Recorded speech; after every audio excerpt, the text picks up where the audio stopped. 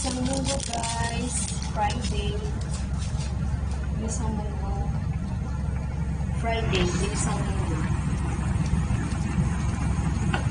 Haluanat ng kalabasa. Guys, you know.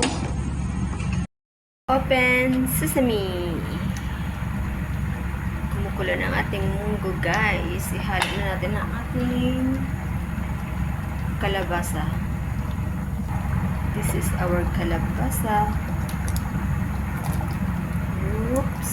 Okay.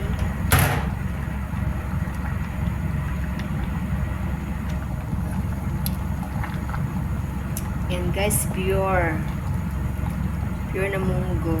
Walang halong tubig. Hindi. Yung tubig niya mula na nilagaw kanina. Medyo marami lang ang tubig ko. Sinadya ko. Para may sabaw-sabaw naman tayo. Ayan guys.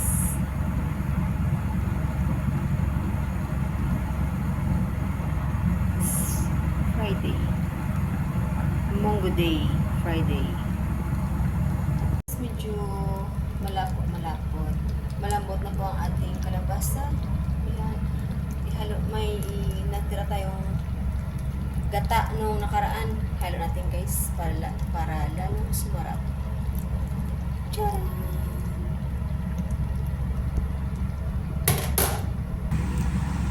Ayan guys. Munggo with kalabasa na may gata.